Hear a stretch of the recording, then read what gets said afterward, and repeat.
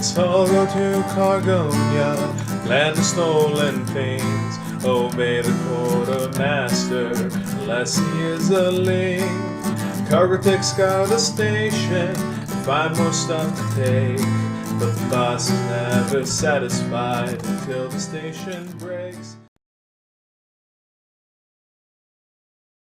And here we are again, and Dwarf Fortress.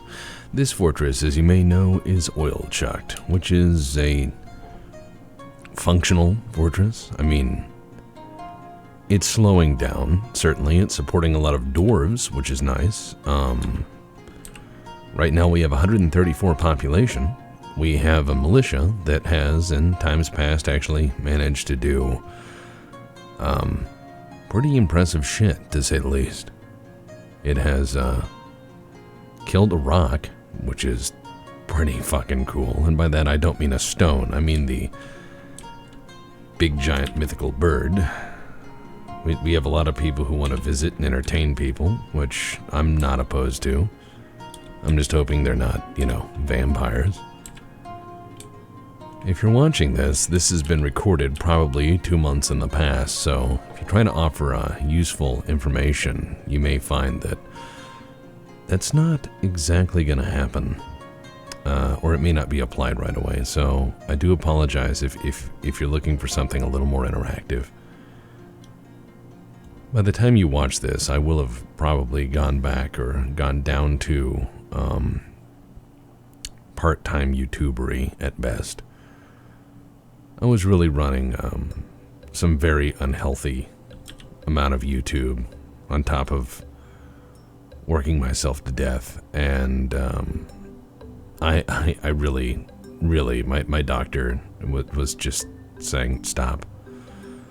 So I did. I've cut back to almost no YouTube. Infrequent streaming, only really when I feel like it and I'm bored and there's nothing to do. But it's been challenging. Oh, cool. Yeah, I forgot you could do that. Look, let's play it like this. Huh? No, sorry, I won't do that to you. Yeah, it's been challenging to say the least. And I've been doing a lot of work on myself. I've been doing a lot of therapy. I've been doing a lot of stuff trying to get better, and your guys' support has been phenomenal. Naturally, I told all of my Patreon people, I said, look guys, I can't keep this up. I can't do this shit. I can't just for the sake of wanting to make content. It's unhealthy. I'm acknowledging that it's unhealthy to do, so I'm not going to do it anymore. And not just quit YouTube or anything, because I do enjoy my hobby. God, look at all these fucking poets and elf poets, which are twice as worse. Ugh. But I'm taking as much time as I can for myself, and shit I haven't done in years, because I am a absolute workaholic. I mean, you know, I'd work 60, 70 hours a week. I mean, shit, when I was in college, I worked 90 or 80, 90-hour weeks, because I would work all night, then sleep 4 hours, then go to school, and then do my homework, and then sleep a few hours, and then go to work. And that was Monday through Sunday. I mean, just I worked birthdays, I worked every holiday. Well, I mean, no, I had, I think, a few holidays off, and I still did a 4-year degree in 3 years. So, I mean, I'm a workaholic, and when I apply myself in my profession, I am relentless. I mean, I pour hours in like you wouldn't believe, and I'm not sure where that comes from. That's something I guess I'll have to work on. Just trying to figure out why.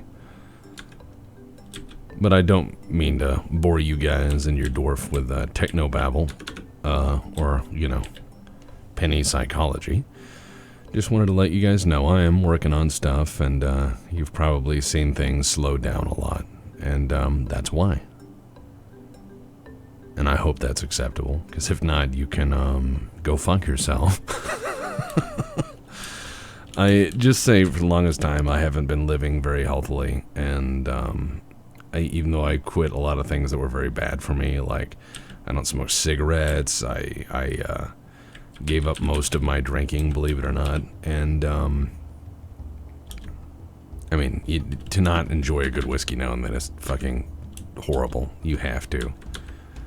You really do. But the thing is I cannot, in good conscience, or could not anymore, try to keep that up, because I've been working like that for almost 2 years straight, just obscene hours plus YouTube obscene hours, and something had to give. And so I took a little bit of a step back at work, and I do believe it did somewhat hurt my my promotion potential,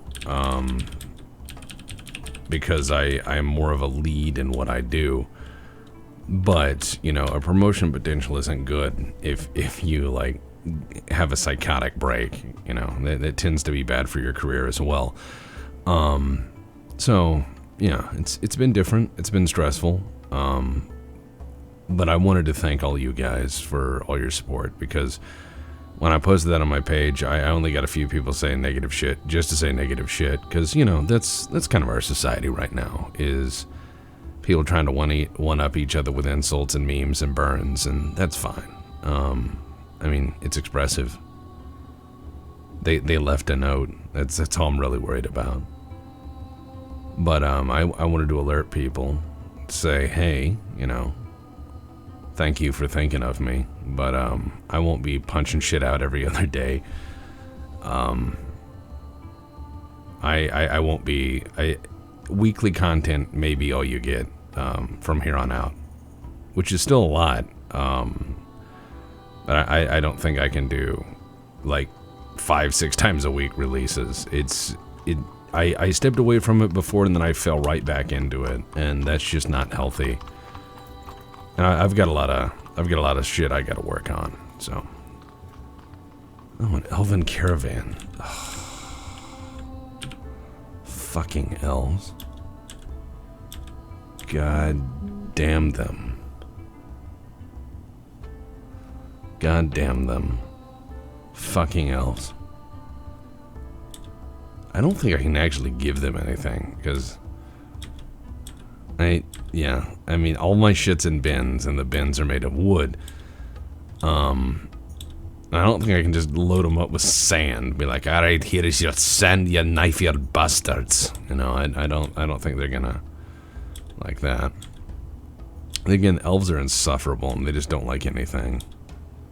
They're fucking horrible. Elf shits are the worst.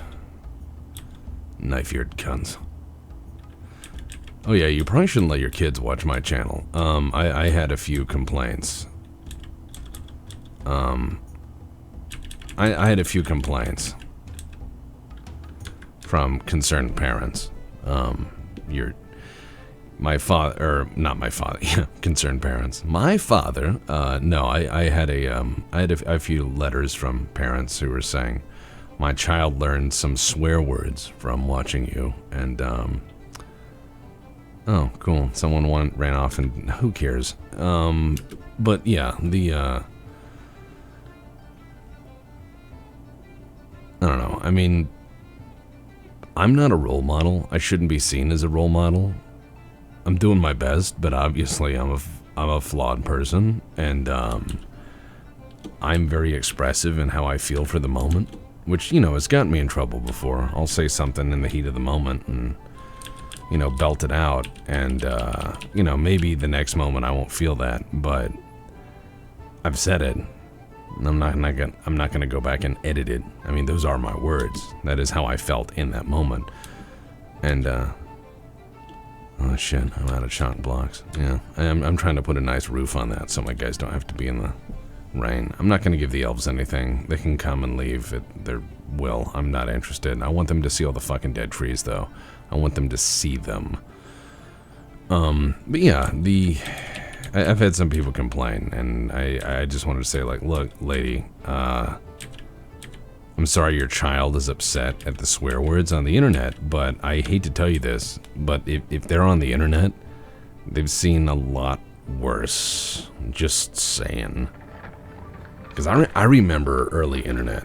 My sweet Jesus.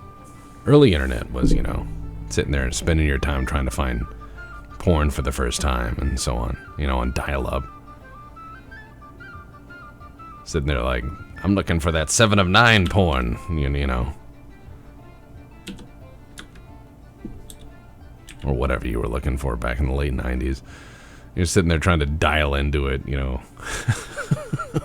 Beep, beep, beep.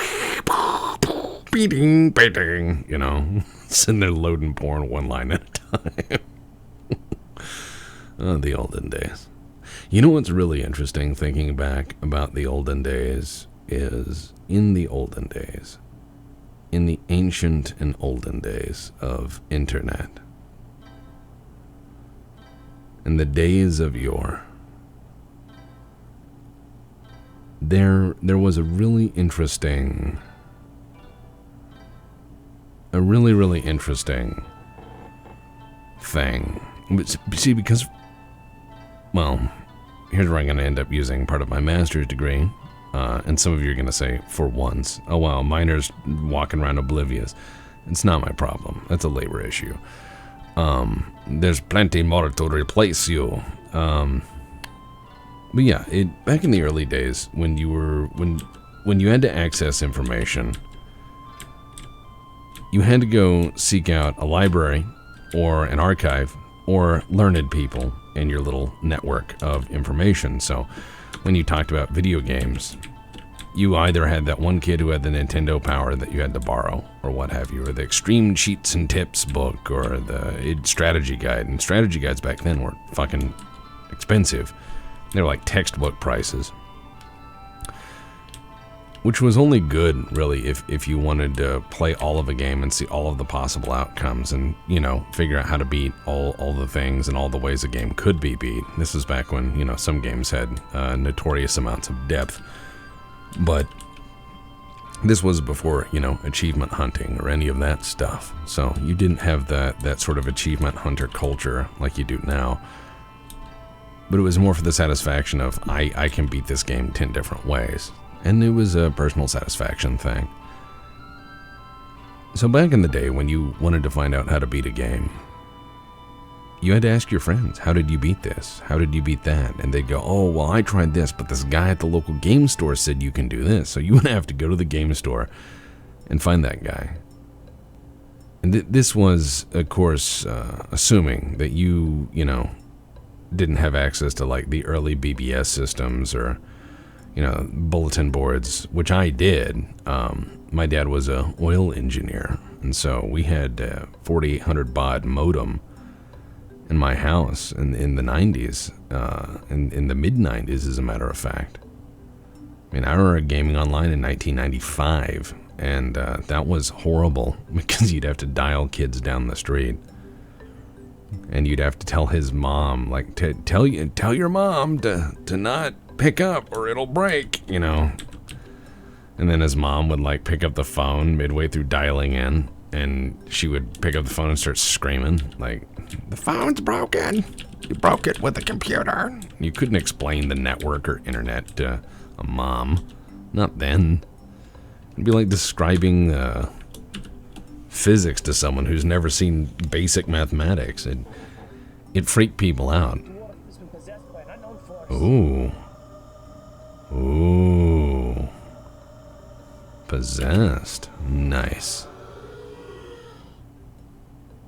What's he gonna do?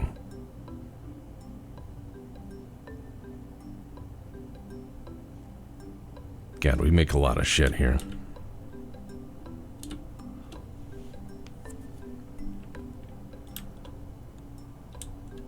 Yeah, okay. Some of these dwarves are wandering around crazy outside, and that's none of my business. It really isn't. I'm not bothered by it in the slightest. I just love that we managed to knock out that rock. It is fucking dead. That is awesome. That is fucking awesome. But yeah, early internet was a very curious thing. Early internet was a really weird thing. Because logging into BBS systems, you had to know the phone number, and you had to, this is all from memory, but you had to know the phone number. You had to dial in, you had to log in, you had to download your mail or messages, and then leave a message, and then log out. And usually in some of the ones that I was involved in, for like role-playing games and stuff like that, you had to download everything, leave a message, and then leave, and then check back. And sometimes when you check back, it would be busy, and they may have 2 or 3 connections. So you had to try the next number and the next number. And then I discovered MUDs, and holy shit, did I sink times into fucking MUDs. I sunk so much fucking time into MUDs, you would not believe. My mom was like, you playing that internets? I'm like, yeah, because my mom's from New Jersey in this memory, in this recollection. You playing that internets? You playing the Mario? Yeah, she is not from New Jersey. My mom's from Alaska. But, yeah, and it's just kind of weird. It's just kind of really weird thinking back on the internet, because I hadn't watched it because I thought I would hate it. Well, I can sometimes get biased against something just because I'm a contrarian and I'm an ass. And as a contrarian and as an ass, I sometimes just go, I hate this, and I'll just hate it in principle. And then eventually I'll get around to looking at it because I realize maybe I do want to see it.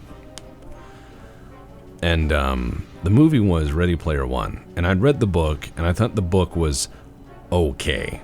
The book was just a nostalgia bomb, which, you know, that's fine. That's fine, because I also have that sense of nostalgia. You know, the wood-paneled basements, the Atari at Grandma's house, the old D&D games sitting around eating your pizza rolls. I mean, I remember a pre-internet age where you had your group of your gang of friends, and that was your everything.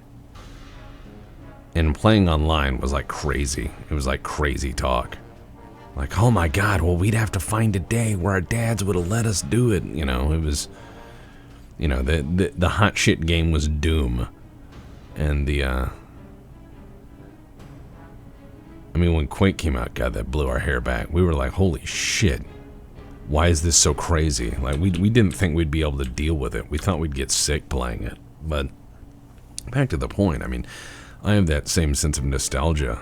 I think that many people do, and that's why I think that book was so successful, is it hit that sort of nostalgia for that era through the eyes or viewpoint of someone who had never experienced that nostalgia, which is kind of somewhat like my sister's generation. My sister's 8 years younger than me, and she doesn't remember any of that. She has never not had the internet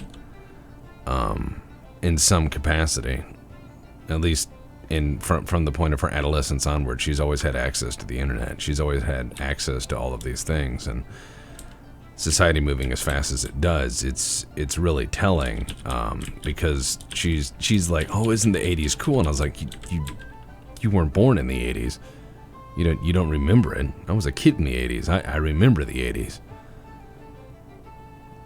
I mean, I remember the fall of the Soviet Union, which is going to sound crazy in a few years, but the thing is that my sister's generation has this strange nostalgia for the 80s.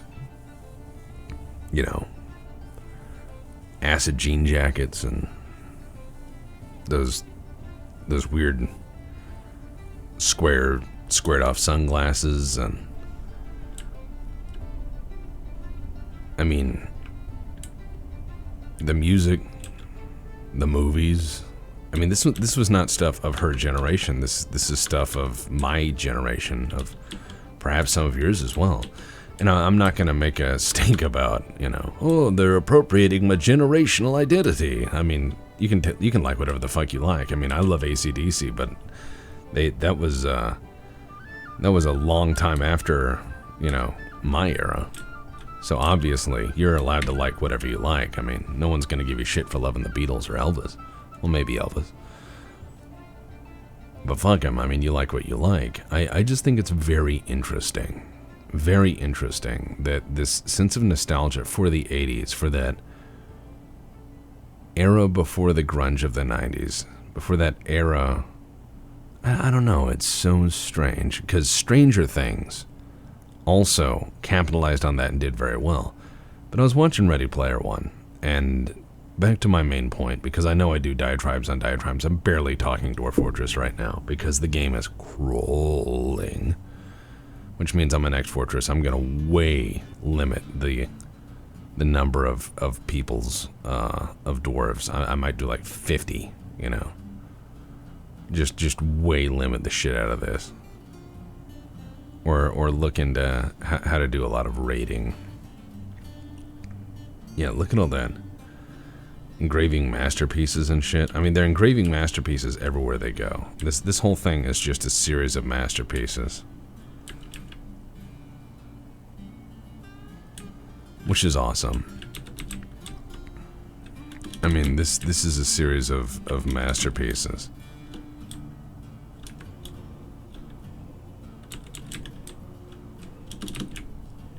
I mean, this is going to go down as like an overly ambitious fort run by a moron or a morons committee, of which I am both. But yeah, I think it's kind of crazy that, one, this nostalgia is so applicable and enjoyable by everyone, but I also find it kind of odd that people yearn for it. Does that make any sense? I know nostalgia is at least from that original definition, that, you know, old familiar pain, like smelling your ex-girlfriend's perfume, or hearing a joke that reminds you of a friend that has long since left, died, moved on, disappeared, what have you. And it leaves you just bitter and sad for a moment. Oh, Kraftsdorf was found dead and dehydrated. Well, that's what you get for falling asleep on chalk, I guess. Yeah, alright, we're gonna need some more coffin space. I hate to say this, but this is gonna end up being a pretty crazy tomb.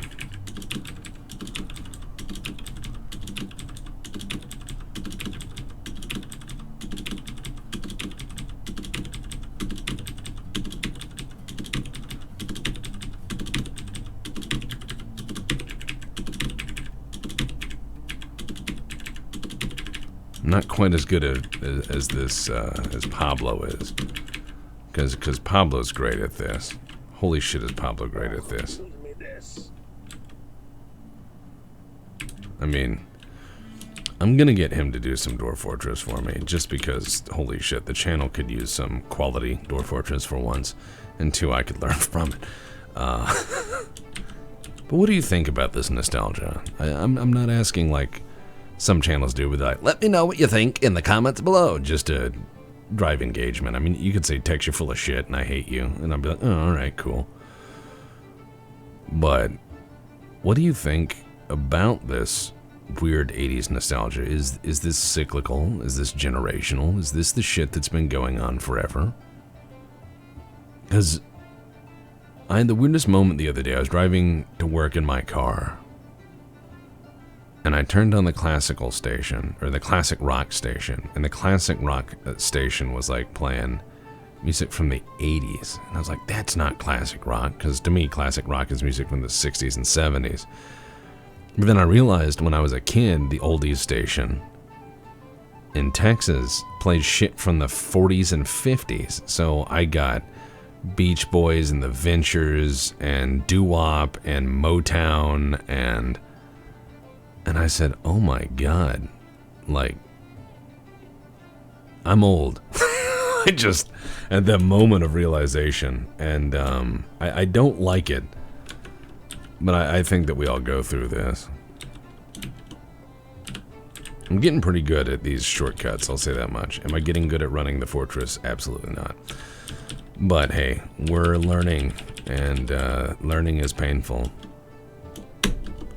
I'm gonna put a roof over this shit so my dwarves don't lose their mind. And I've learned a few things from Pablo.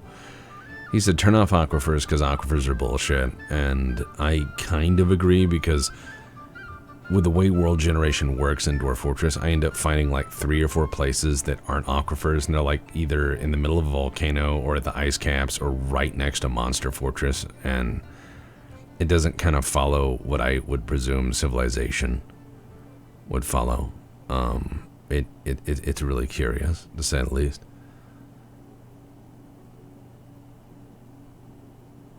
I don't know.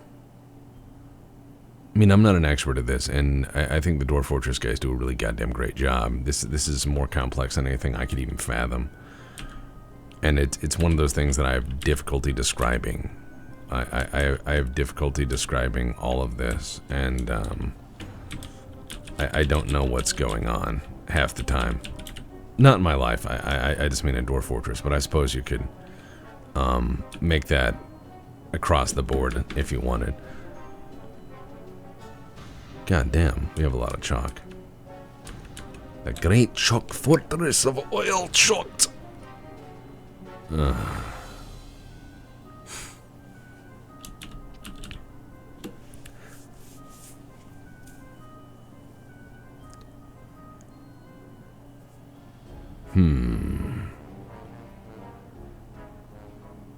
God, this is crawling so slowly now. Dwarf Fortress desperately needs, and I do mean desperately needs, multi-core support, but I don't know. I'm sure they're working on a lot, and with the money they've gotten and the support they've gotten, I'm sure that they can make a great many things happen. But I am worried about Dwarf Fortress because these guys have been working on it. Oh, hey, look, Steven has become the tavern keeper finally. Nice. He's the tavern keeper, and he's also in the militia. So, like, at a certain point, he just picks up the crossbow and runs out there and starts shooting people in the face. Or sits behind the bar and shoots people in the face. I mean, either or. You gotta run your business like you run your business. You know, some people say business is family, and some people say, fuck that. Those people are horrible. So...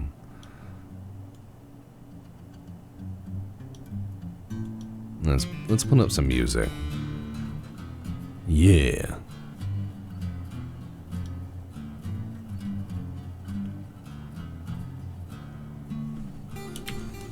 See, I'm building my roof. Everything's gonna be nice.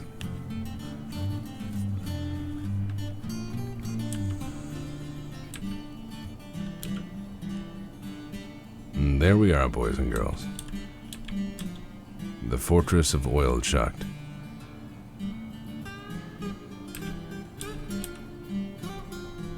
Right next to Cloister Blazes, an elven fortress. Ugh.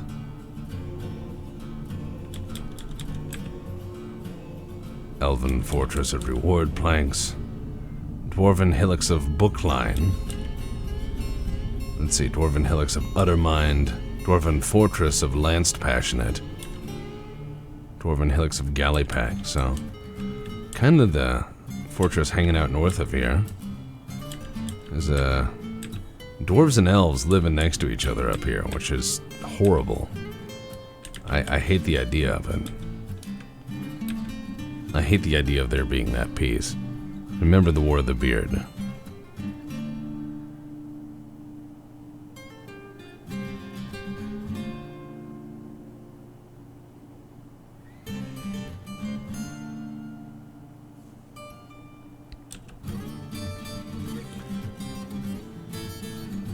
Alright.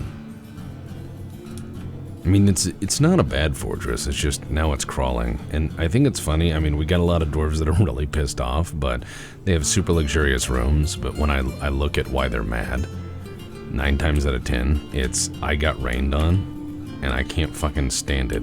And I hate the rain. And I hate the rain so much that I'm going to scream about it. I mean, they dwell on it for months. They dwell on that shit for months. And it's crazy. I mean, it's unreasonable But I'm also not a dwarf, so I don't know why they get mad at rain. I just know that they do. And I know that the rain is the devil. But if you look at it this way, we've got this wonderful, everything's engraved to crazy in this floor area. We've got a statue hall that's almost all engraved. They're smoothing floor as they go along. We've got a lot of beds being put in.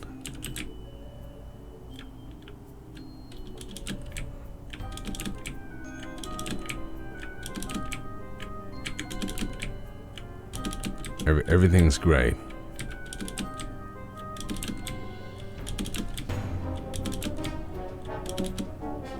Well, maybe except for the general simmer of people having tantrums because they were out in the rain, but fuck it, look at this.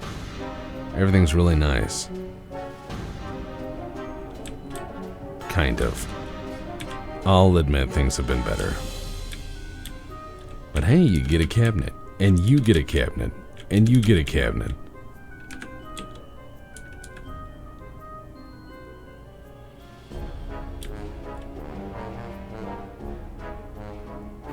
Nice. So we're gonna do some work. And if all else fails, I'll just knock that wall out and flood this bitch. And be like, I'll show you wet. You don't like the rain? I'll make you have a good rain. That sounds really dirty. I shouldn't say that. What is this up in the fucking tree? What? Branches with... Oh, those are leaves. I thought that was fucking ore. Just... Why is there all that ore up in a tree? Is that like a dwarven tree? It's made out of metal? Ah, oh, goddamn. I wish to... Oh, look, there goes the whole military. What are they doing? Are they actually gonna train? What are they gonna do? They're going down several floors. Yeah, there they all are. What is the military doing? A lot of them are taking off their military garb. The dwarves were unable to complete the bed. Oh my god! Someone kicked over one of those things and there's that many... Oh my god. That's insane.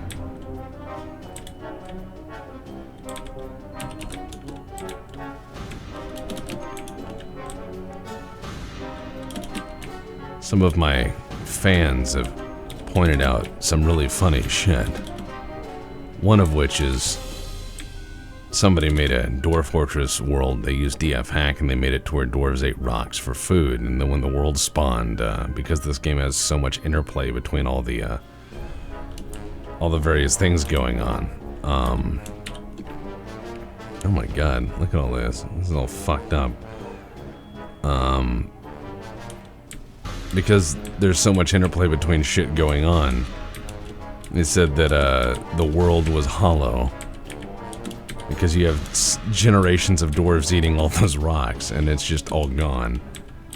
And I died laughing at that. Another one was they made dwarves lay eggs, and I thought that was disgusting.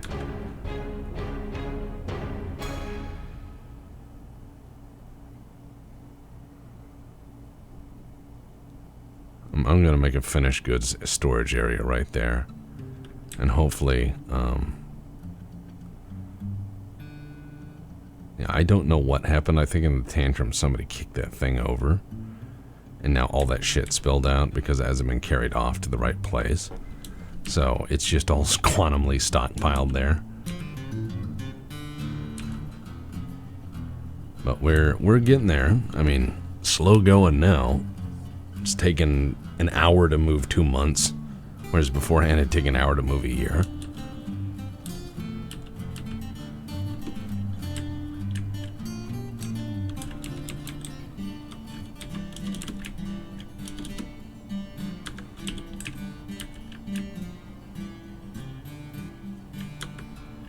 Alright. Oh, a yak bowl.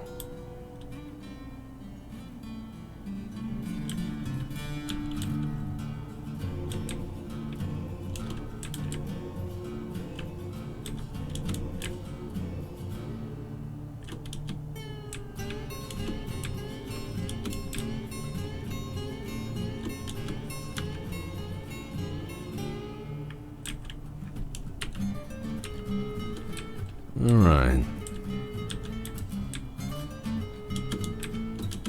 Nice. We're just gonna dig into all this. Hopefully. And hopefully we don't flood this place. Huh, people cooking masterpieces and shit.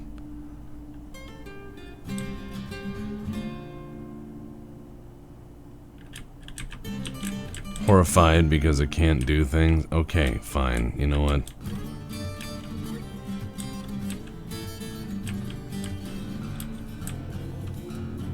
We have a lot of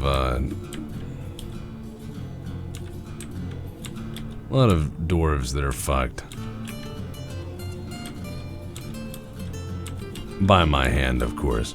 I have absolutely done this.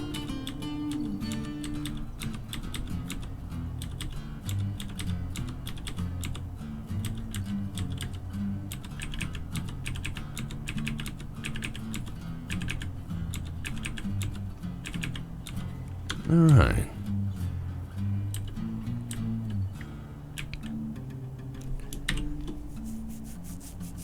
Scratchy scratch.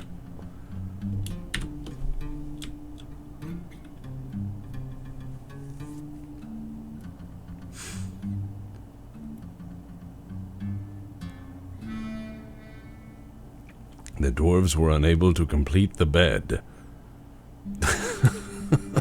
Jesus. We have so much crazy shit going wrong. But it appears that hopefully we will make some progress. I mean, we are building.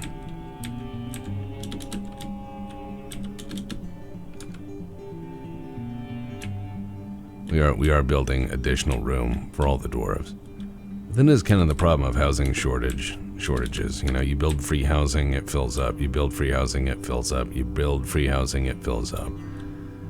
It's kind of one of those issues you have with, uh-oh, what is it? Went insane. Alright. Let's see what happens. Wow.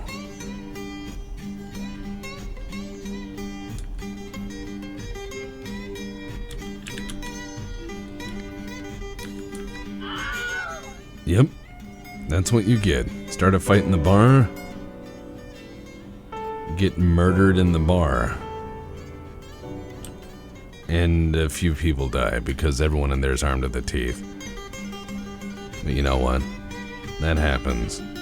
Welcome to the bar. What was the name we came up with? The Belted Badger? I think that works just fine.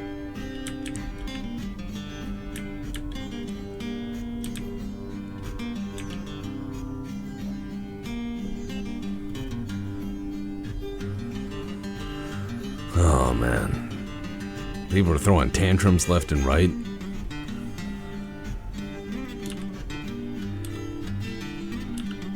I'm not sure how much longer this fortress has. Either it'll crawl to a stop, or people will lose their mind.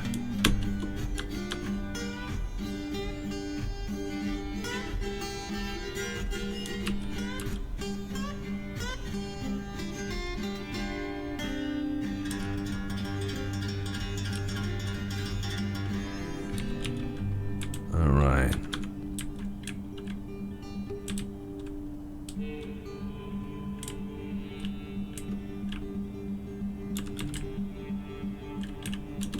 Alright, good.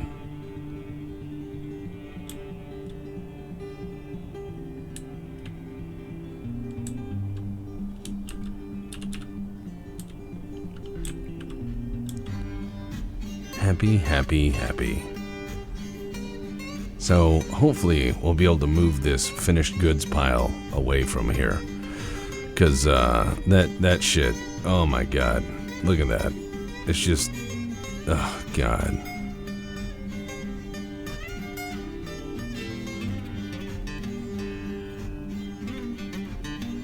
Yeah, we have a problem here, obviously. I mean, it's just each square of this is just piles of bins and beds.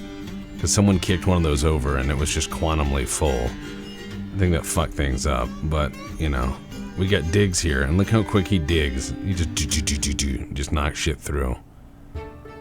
Yeah, the dwarves have lost their mind. They can't make any more of these items. Not great. Oh no, Steven went into depression. He's too depressed. Is it because his bar is full of people and bits? I mean, there's a lot of bits there. I mean, oh my god. I mean, there's just people pieces and merchandise. Look at all this merchandise.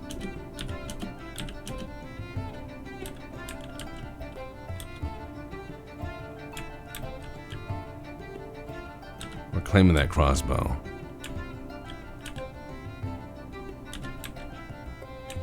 And we're claiming all of this. Wow.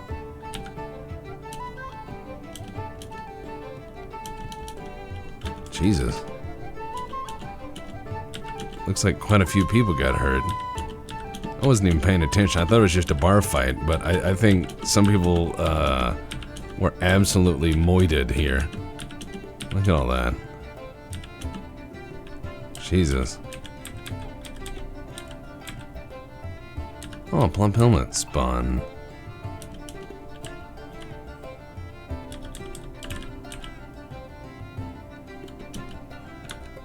Jesus. I mean, there's just piles of people parts. Which makes this probably the second worst bar I've ever been in. I wonder if Steven's gonna recover. I mean, maybe when he goes down to his room and he'll see that we have all these nice engraved rooms completely full of traditional dwarven fare and feats, you know, and engravings. Maybe when he reflects upon the history of the place he helped build with his own dwarvish hands, he will think maybe it's not so terrible, or that it is in fact terrible and help bring it down. That sounds like maybe something we'll learn next episode, because I got other business. So, thank you guys for tuning in, and ta-ta for now.